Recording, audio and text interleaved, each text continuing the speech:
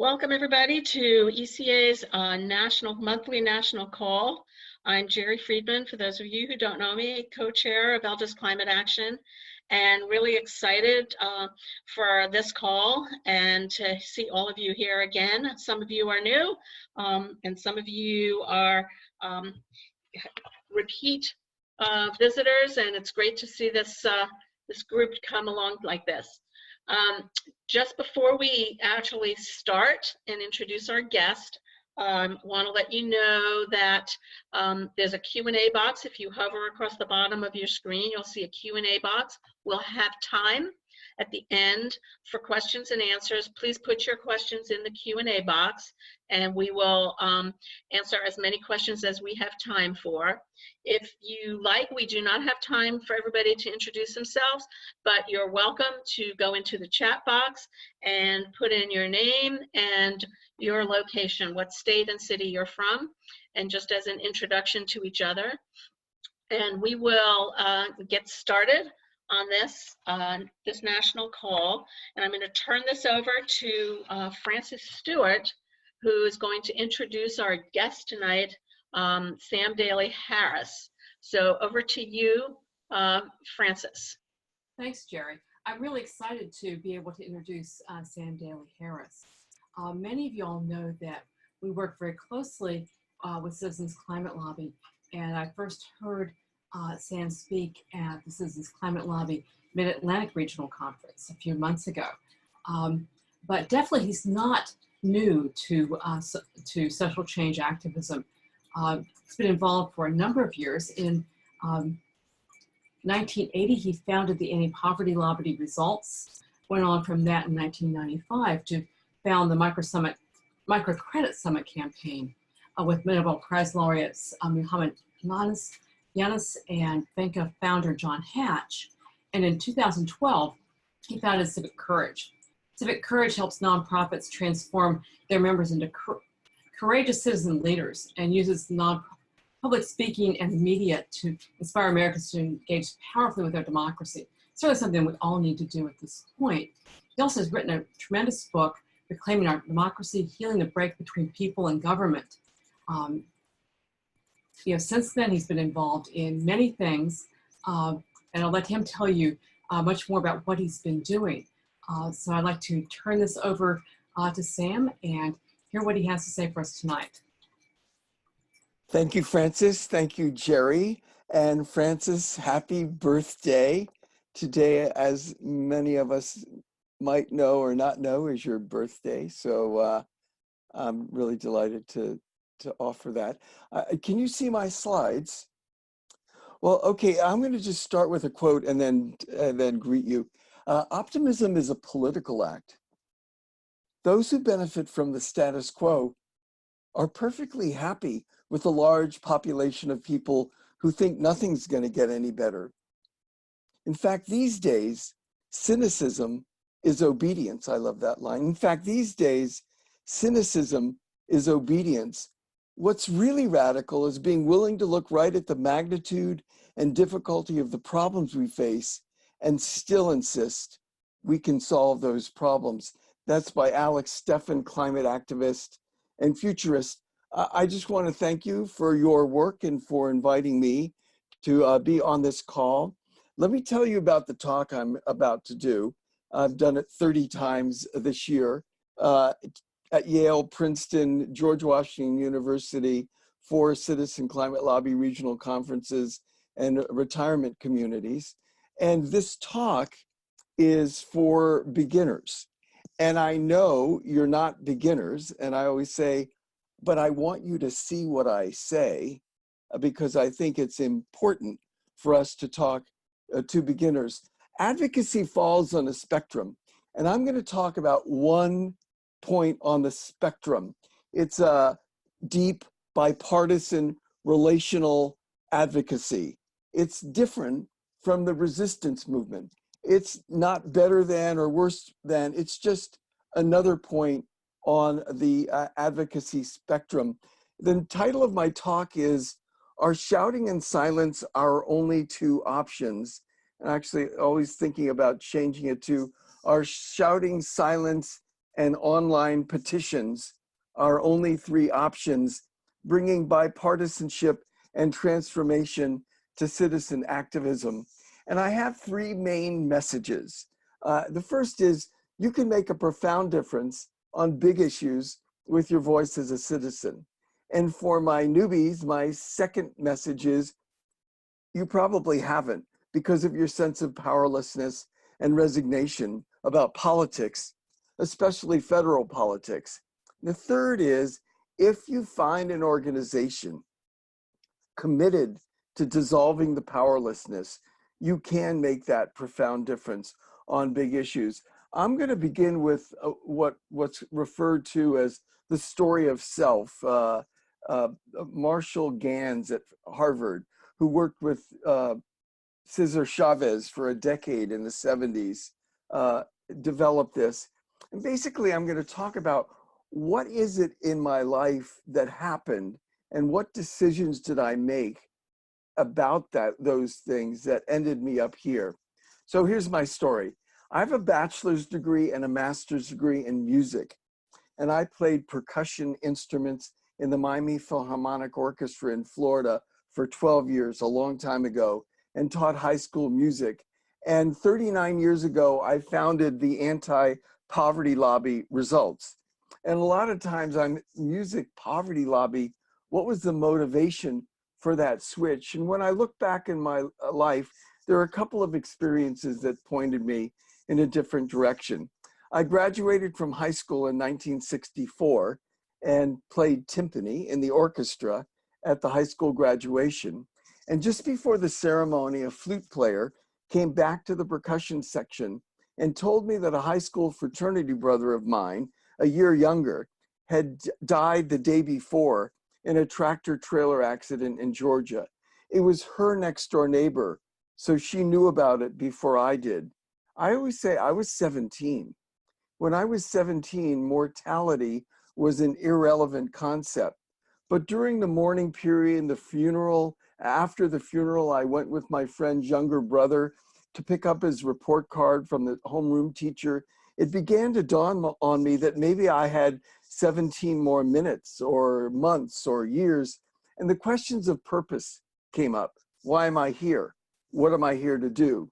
4 years later, 1968, college graduation, Robert Kennedy is assassinated right in the days around college graduation.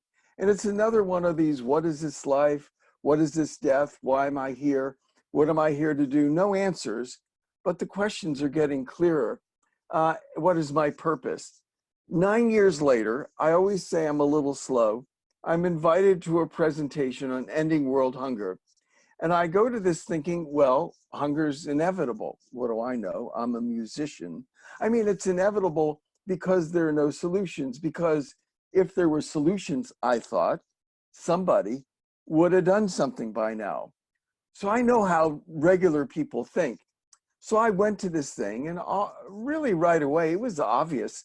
There was no mystery to growing food or clean water or basic health. I wasn't hopeless about the lack of perceived solutions. I was hopeless about human nature. People would just never get around to doing the things that could be done.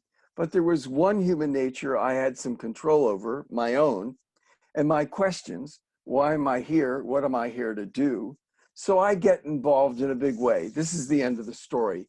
In 1978 and 1979, I spoke to 7,000 high school students, classroom by classroom, on ending world hunger. And before going into the first classroom, I read some statements from the National Academy of Sciences, Food Nutrition Study, and others calling for the political will to end hunger. So I asked 7,000 high school students, what's the name of your member of Congress? I don't want to know if you wrote them. I don't want to know if you met them, just the name. And I would typically ask, does anyone want to guess out of 7,000 students asked the number that knew the name only of their member of Congress? Actually, 200 knew, fewer than 3%, 6,800 didn't know, just over 97%, And results started out of this gap between the calls for the political will to end hunger on the one hand, and the lack of basic information on who represented us in Washington on the other. So that's my story of self. And it might be something you want to develop yourself. Let me give you an example of the first main message, which is you can make a profound difference on big issues with your voice as a citizen. Results started lobbying on child survival in the early 1980s, 1984 actually to be exact. And UNICEF, the UN Children's Fund, was reporting that by 1983, 41,000 children around the world were dying every day from largely preventable, underlined preventable, malnutrition and disease, things like measles coupled with malnutrition. And Results volunteers lobbied every year, 84, 85, every year, 93, 90, every year, 2003, 2004, maybe for 3 months in the year for child survival and other issues. And the latest number from UNICEF is that the 41,000 a day has fallen to 15,300 child deaths a day. Still scandalously high, but clearly going in the right direction. 6 years ago, in a New York Times article, Kul Gautam, former UNICEF Deputy Executive Director, was quoted as saying, to a great extent, it was because of the receptivity created by Results that the US funding for child survival increased so dramatically, and that led many other countries to come on board. I'm going to come a little more recent with this, and if you'll look at this top row of maternal and child health, the funding for maternal and child health this year is $835 million, and it played a key role in this drastic reduction in child deaths. President Trump called for a 26% cut to maternal and child health for next year. Now, Results volunteers got 148 Republicans and Democrats in the House to sign one letter and 37 in the Senate to sign another letter to the top appropriators saying, do not make this cut. So far, the House has acted, and instead of a 26% cut, they've made a 2% increase, and the Senate action is pending. I'm going to go to one other account right now, which is the Global Fund, to fight AIDS, tuberculosis, and malaria. And in the last 17 years, the Global Fund, along with its partners, has saved 27 million lives and provided antiretroviral therapy to 17.5 million people in 2017 alone. Now, I'm going to read an excerpt about it, but I want to show you what I'm going to do. The Global Fund to fight AIDS, TB, and malaria is funded at $1.35 billion this year, and President Trump asked for a 29% cut for next year, and already the House has acted. Again, 157 Republicans and Democrats signed one letter to the top appropriators, urging them to not only reject the cut, but also increase the funding. And so far, the House has increased it by 16% rather than the president's cut. I'm going to read an excerpt, and what I'm going to do right now is I'm going to move from 1.35 billion, 26% cut to the heart of the matter, the humanity of the matter. And I'm going to read an excerpt, from Stephen Lewis's book, Race Against Time. Stephen Lewis was Kofi Annan's special envoy for AIDS in Africa. And his book was a series of 5 lectures that he gave in Canada. I'm going to read one excerpt where he was talking about little girls who can't go to school when their mother is ill from AIDS. This is in the mid-2005 is when the book came out. And then he gets to where a portion of the story where the grandparents are taking care of their grandchildren because their own children and their spouses have died. And then he gets to the section that I'm going to talk about, where I'm going to read from, where there are no parents and there are no grandparents and other relatives, and the household is headed by one of the children, a sibling-headed household. This is the excerpt.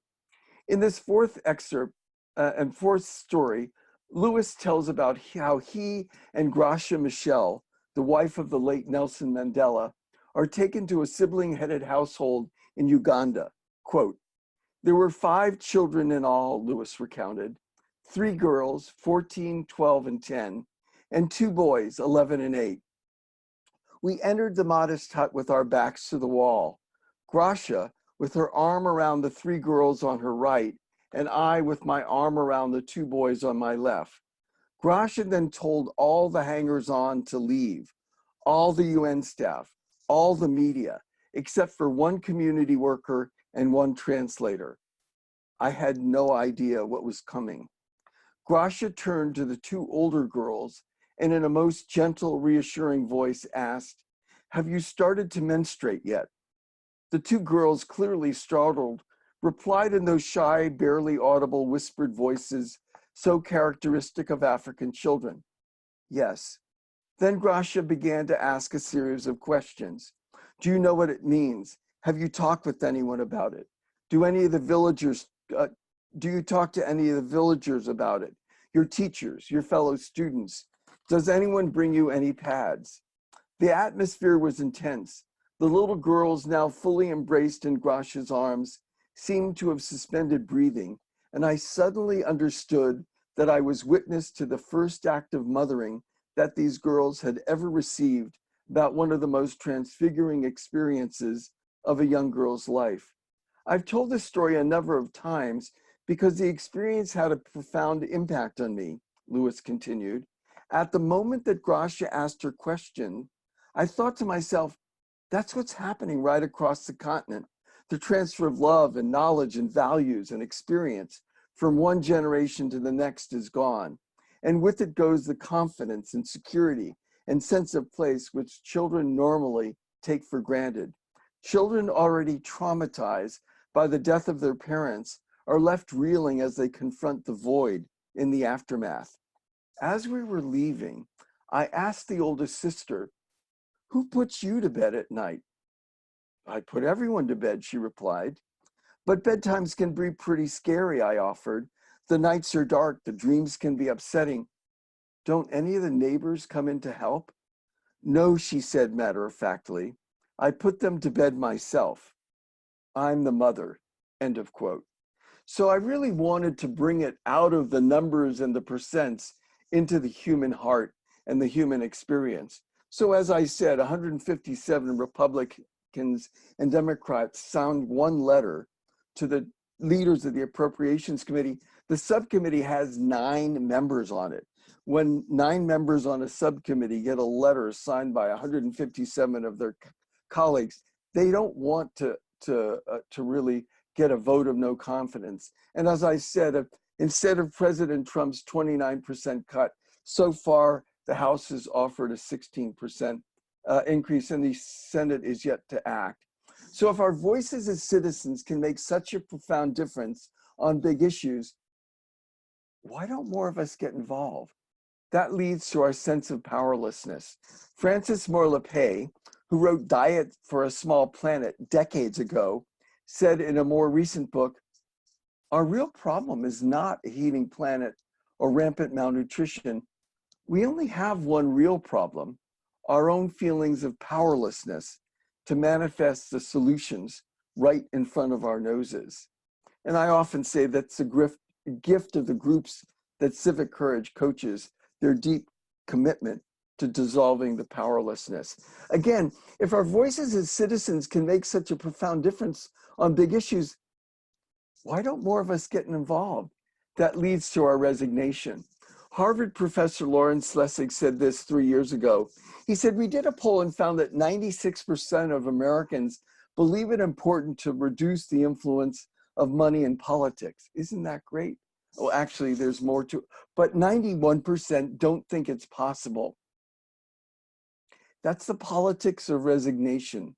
But the politics of resignation gives you a perfect strategy for winning. How do we thaw that resignation? because once we do, then I think we have a real chance of winning.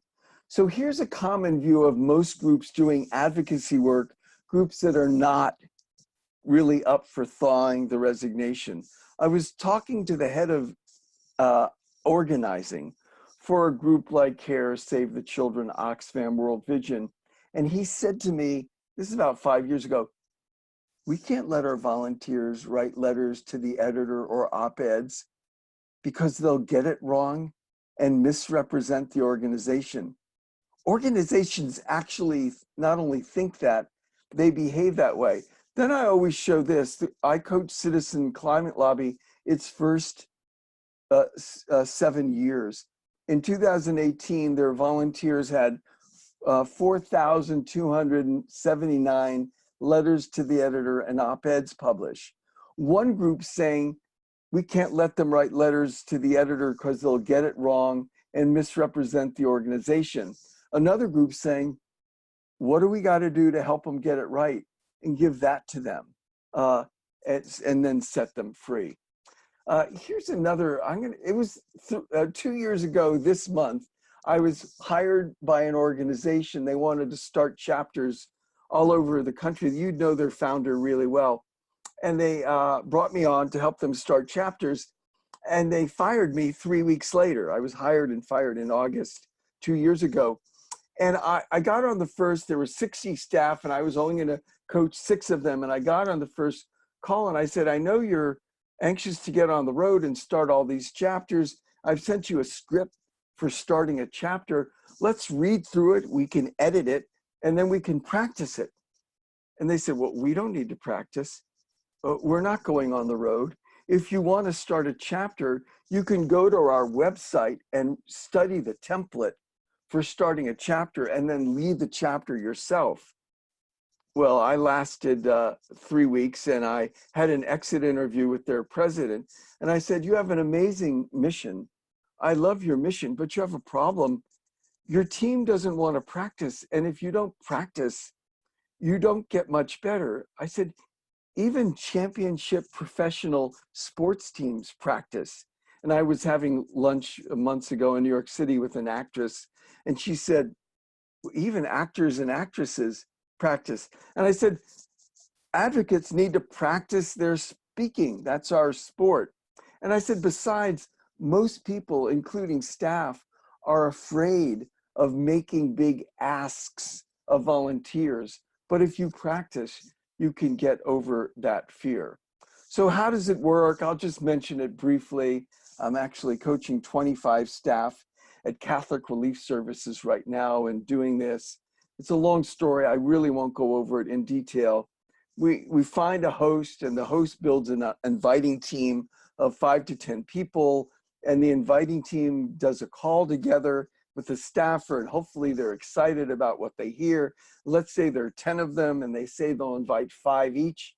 That means they'll invite 50, and if they invite 50, 25 will show up. And let's say 25 show up and 10 raise their hand and say, I want to be in the chapter. The chapter starts with a 4-part new group training every other week, let's say, for over 8 weeks kind of thing. And then they jump, like here, on a monthly conference call with a guest speaker and Q&A and other components of the call. Another thing we work on a lot is a champion scale. We want to move those who are opposed. We don't want to give up on them. We want to move them up to neutral and move those who are neutral up to being supporters. And we're not done. We don't stop there. Move supporters up to being advocates, move advocates in Congress up to being leaders, and eventually to being a champion. And then I usually list the organizations that I coach if someone would like to join them. But in terms of you, if you would like to join the Civic Courage email list, it only comes out occasionally. If you would like to suggest a lecture opportunity, or if you'd like to learn about hosting a book group on that you're in or you would organize, not that I'm organizing, on Reclaiming Our Democracy, my book, with me phoning into the book group, you can let me know by writing me at sam@civiccourage.org. I'm going to just move on, and so I end with plenty of times of questions. One aspect of the civic courage process is a spiritual approach to politics, a politics of love. One Citizens Climate Lobby volunteer called her meeting with 20 congressional offices sacred and profound. And I'm going to read an excerpt from Reclaiming Our Democracy. The woman, actually, she was a volunteer at the time. She's on staff right now. Ellie Sparks is her name. She said, when I joined CCL, I was suffering from climate trauma. I would read Bill McKibben's book, Earth, and I would weep at home and I would weep at work. And then I joined CCL, and 18 months later, I was co-leading a workshop on creating relationships with members of Congress and editorial writers. And a month after the workshop, in August, about 6 years ago or so, she was, 7 years ago, she was telling about the workshop on the conference call, and I'm going to read an excerpt from that. Our director, Mark Reynolds, likes to say, we're betting the farm on relationships. Then he tells us we need to build a relationship with members of Congress and editorial writers. Most of us volunteers have never done that before. What in the world does a relationship with a member of Congress look like? How do we connect with an editorial page editor? Some of us have found models for those relationships in other parts of our lives. Gary in Boston likes to use the model of a work relationship. My relationship model is different. I adore romantic relationships, so I use romance as my model. That first meeting with the editorial writer, it's like a blind date. Only you've decided beforehand, you're going to marry this fellow. You're going to be sweet and interesting, not too intense. If it doesn't work with the editor, you're going to marry one of his friends at the newspaper, the business editor, environment writer, city editor. Someone at this paper will find you interesting and compelling. It's just a matter of being persistent until you find the right connection. I see the relationship with a member of Congress. Now, let me interrupt. Her member of Congress, she was living in Richmond, Virginia at the time, and her member of Congress was Eric Cantor, the House Majority Leader, Republican in Congress. She said, I see the relationship with a member of Congress as an arranged marriage. If you live in her district, the member's aide has to meet with you. That's what our congressman's ledge director told us in January. Since January, now this is August, we've met with the ledge director 5 times. That's 5 times in 8 months. We schedule 45 minutes with him. He keeps us well over an hour. He doesn't want us to leave. Why? Because a good arranged marriage starts out cold and heats up over time. That's different than a love match, which starts out hot and slowly cools down. I'm going to skip 2 paragraphs and go to the end. This is pure genius. During our conference last month, I met with 20 congressional offices. I met with many folks whose view of the world was very different than mine. Going into their offices was hard. I had to let go of a lot of emotional baggage. I could no longer judge them or hold hostility in my heart toward them. I had to let go of my fear of climate change and my fear that they wouldn't listen to me. I had to center myself in love. Releasing fear and centering in love, this is sacred and profound work, end of quote. And I'm going to read this one excerpt from E&E News, Environment and Energy News, quote from September 2 years ago. Tom Moyer, a CCL volunteer who worked with former Representative Mia Love, Republican of Utah, said, it's impossible to convince anyone of anything if you fundamentally don't like them. If you walk in thinking they're an idiot and evil, you're done from the start. It doesn't matter how logical your position is. You have to put yourself in a place where you can find something to respect in them. And so again, one aspect of this civic courage process is a spiritual approach to politics, a politics of love. And as I say, to my newbies, you might have a low opinion of your member of Congress or not even know who they are, but you have to decide whether your goal is to be right about that or to cause a transformation. It's really up to you, but we'll never get climate change reversed, poverty eliminated, citizens united overturned, nuclear war prevented with Democrats only or Republicans only. It has to be a bipartisan, transpartisan effort. And again, my messages are, you can make a profound difference on big issues with your voice as a citizen. To my newbies, you probably haven't because of your sense of powerlessness and resignation about politics, especially federal politics. If you find an organization that's committed to dissolving the powerlessness, you can make that profound difference. Then I give them boxes to check. And then in your case, if you're interested in joining the Civic Courage email list, you can actually just go to civiccourage.org. Or if you'd like to suggest a lecture opportunity or learn about hosting a book group on reclaiming our democracy with me calling into the group, you can write me at sam@civiccourage.org. And I tell my newbies, you're looking for a group that encourages you to move out of your comfort zone and over to where the magic happens. And I'll close with this. George Bernard Shaw's Man and Superman. This is the true joy in life, the being used for a purpose, recognized by yourself as a mighty one, the being a force of nature, instead of a selfish, feverish little clod of ailments and grievances, complaining that the world will not devote itself to making you happy. I am of the opinion that my life belongs to the whole community, and it is my privilege to do for it whatever I can. I want to be thoroughly used up when I die, for the harder I work, the more I live. I rejoice in life for its own sake. Life is no brief candle to me. It is a sort of splendid torch, which I've got hold of for the moment, and I want to make it burn as brightly as possible before handing it on to future generations. It's been a thrill talking with you. We can open it up to questions. I can make this PowerPoint available and you can circulate it if anyone's interested in any of the quotes and the like. So why don't we open it up and see if anyone has a question or comment. Sam, thank you. That was great, and we do have some questions. So the first question is, looking at the breadth and complexity of climate change, do you have any recommendations on themes or ways we can create that connection with state and federal legislators? Well, yeah.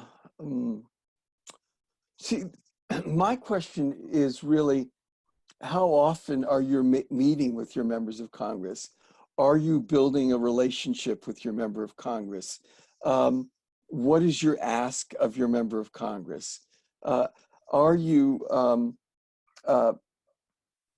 writing letters to the editor, and maybe, let's say you're a member of Congress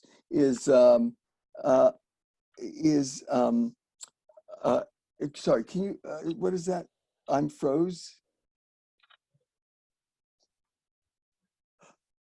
I can't hear you. Okay. To what extent are you like talking to community leaders to get them on board to talk with your members of Congress? I mean, I think, you know, the big enchilada is getting a price on carbon, but my focus is more in waking people up and getting more people on the playing field rather than kind of watching from the stands. So I don't know if what I said was helpful, but yeah, I think that's what's really my attention. My focus is, Francis Marlopez, our real problem is not a heating planet or rampant malnutrition. We only have one real problem, our own feelings of powerlessness to manifest the solutions right in front of our noses. Now, how much are we dissolving the powerlessness in my member of Congress, or in my community, or in myself even? Great, thank you. I have a sort of a follow-up to that question, and that is, so for elders in their own communities, we do encourage people to meet with their legislators. Sometimes there's some fears around that, so we encourage them to start rather than with their federal, but maybe with their local city or board of commissioners or council people, to take a little bit of that edge off it. Mm-hmm.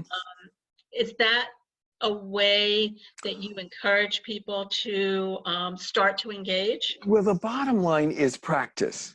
And so, do we have a good little sample agenda for a meeting? How will the meeting go? Who will be the moderator? How will we introduce ourselves about why we care about this issue? So we're not just throwing facts and figures, but we're sharing who we are in a kind of thing.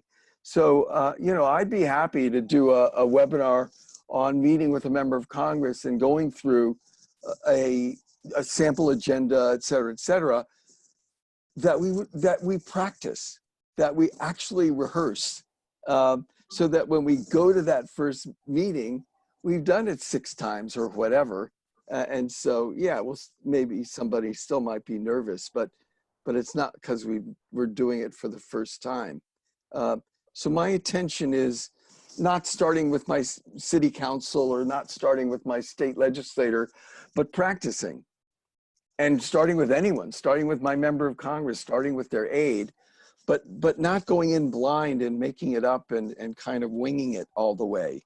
Yeah. Thank you.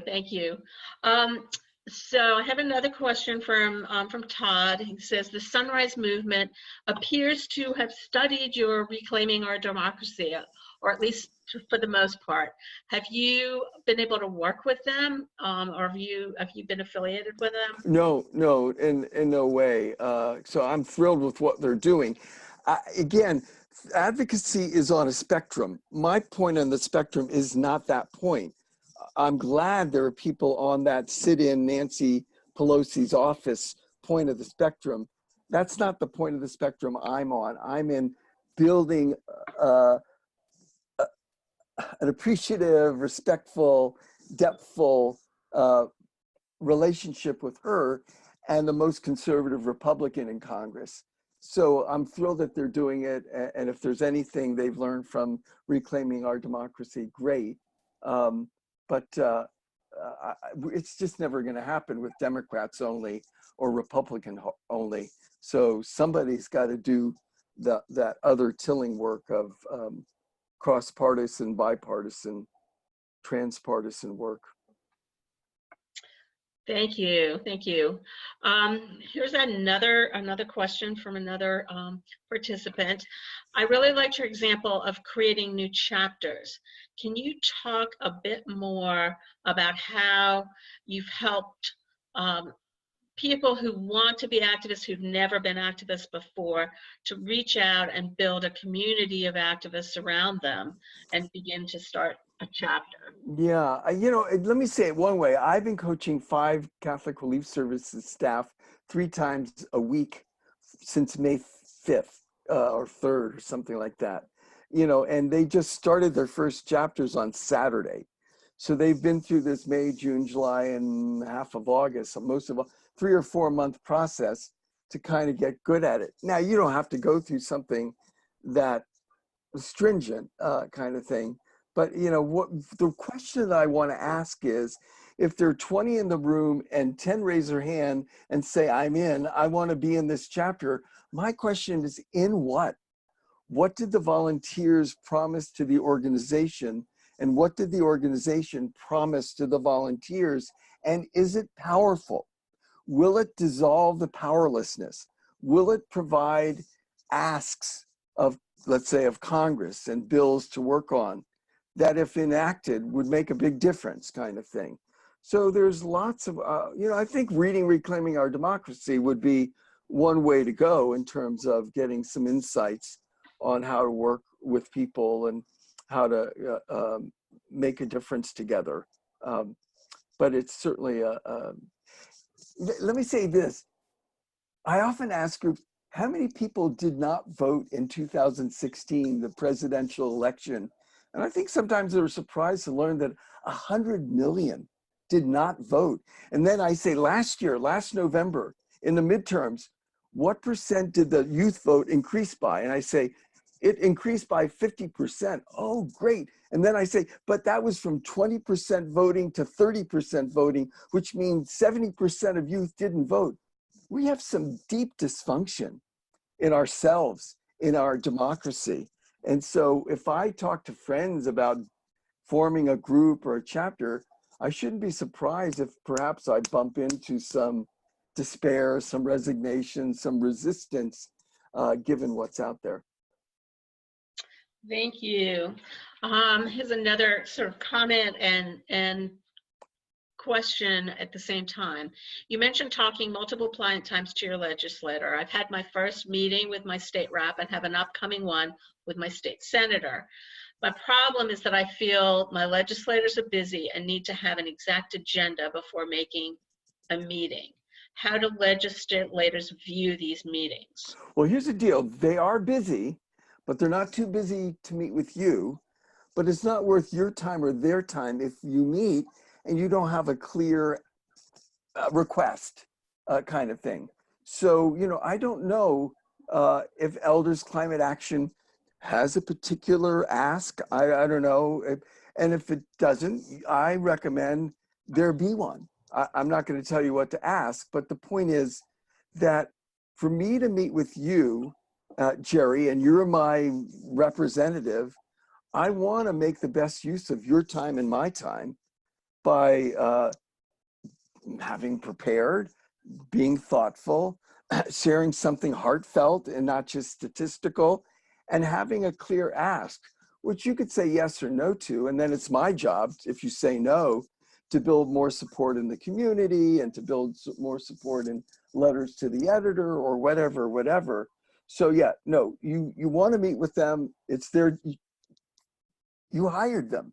They work for you. But, you know, give them some good instructions too. Don't just, I hired you, do something good, let me know how it turns out. No, be specific about, because people run for these offices and often they're successful business people or lawyers who decided to run for these offices and they know everything about some of these issues that any successful business person or lawyer would know, which isn't very much. So we're the conduit in some sense to educate them often.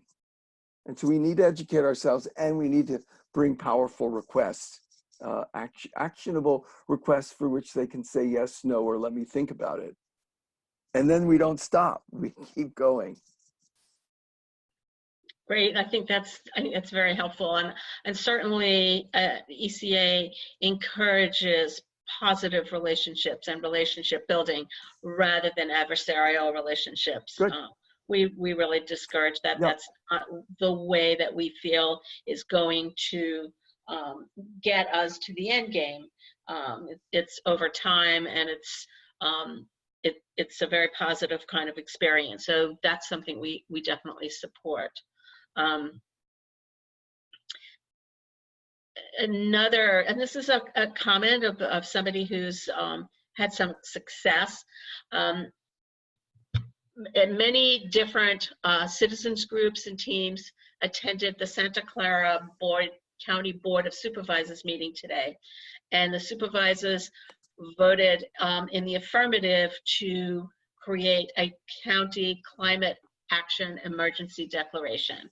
And that was as a result of, citizen engagement. Yes, and so what can we do to make sure that it isn't one of those things at a city council meeting, pass, what's next, what's next, but that there's follow-up on that emergency declaration, and there's to-dos, and there's next steps, and so that, yeah, and I'm not saying there isn't, but that's part of our job to make sure that I'm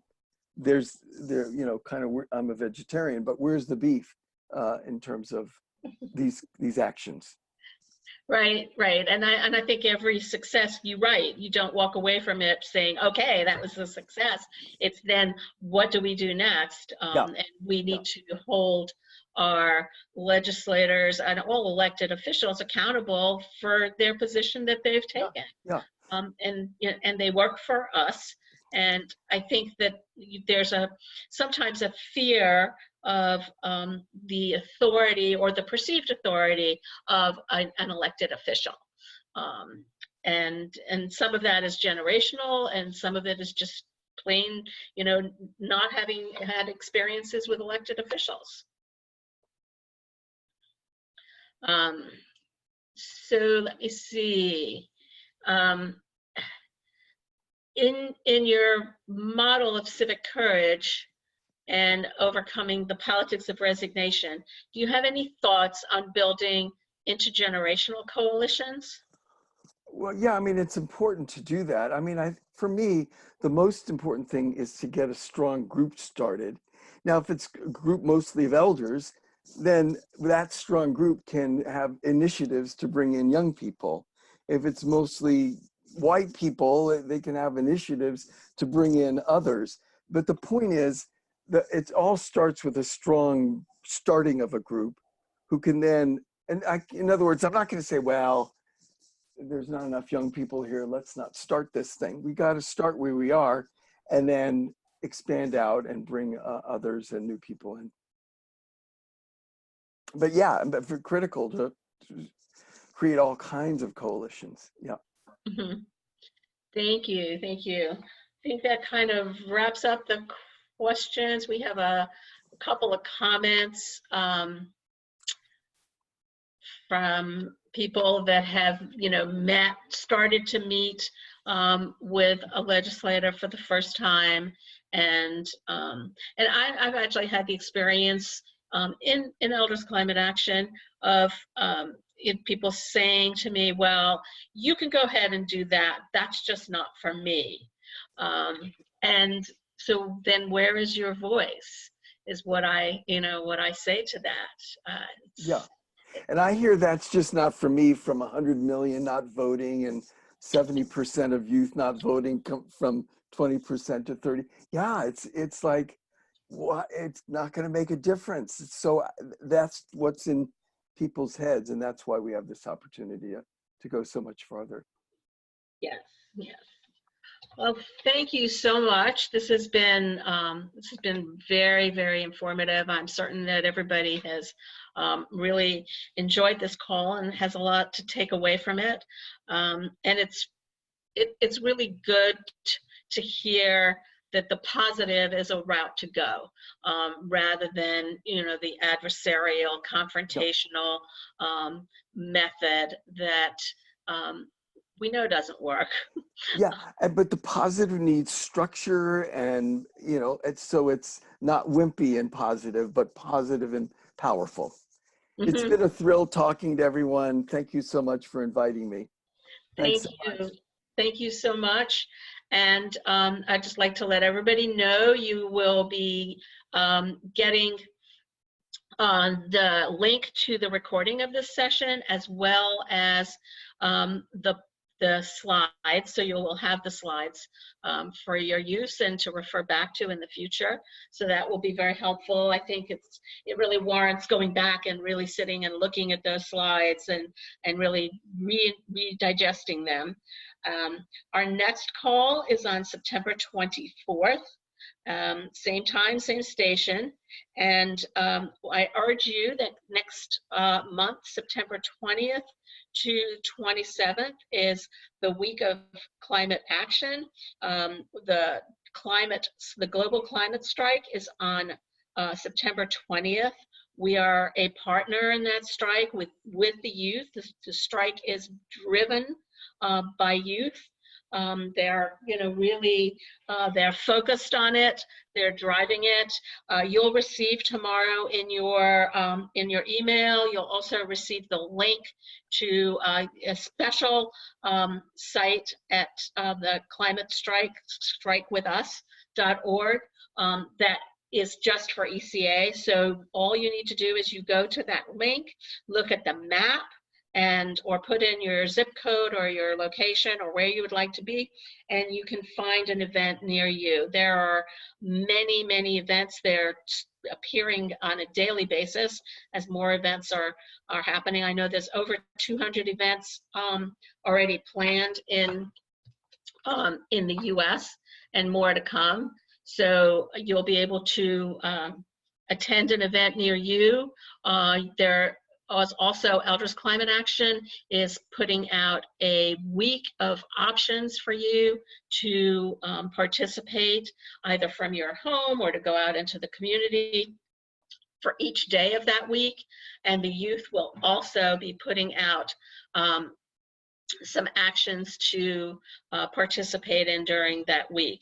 I can remind you that Elders Climate Action has 2 events in the week of the strike, and one is in California. The Northern California chapter is holding a day-long event in San Francisco, and the Arizona chapter is holding a town hall meeting, The Faces of Climate Change, in Phoenix, in Tucson, on the 21st. So if you're in Arizona, please attend that. It's going to be a great event, as is the California event. Hopefully you'll be able to find those events on the link in the very near future. And I would like to thank you all for attending today. It's been a very enlightening conversation, as they always seem to be. Every month we get more in depth and seem to learn more and more about ways that we can improve the way that we as elders engage in the community, and take note of how we can do better, how we could have more elders participating, how we can better engage with our legislators. So I encourage you to please sign up for some events during the climate strike on September 20th. That'll be available, a link on our website, as well as in the email that you get tomorrow. And if you've enjoyed these national calls, I do hope that you might consider a small donation to help us continue doing the kinds of things that we do in order to immobilize elders and better serve all the elders to help combat this climate crisis that we are currently in. So I thank you all, and good night.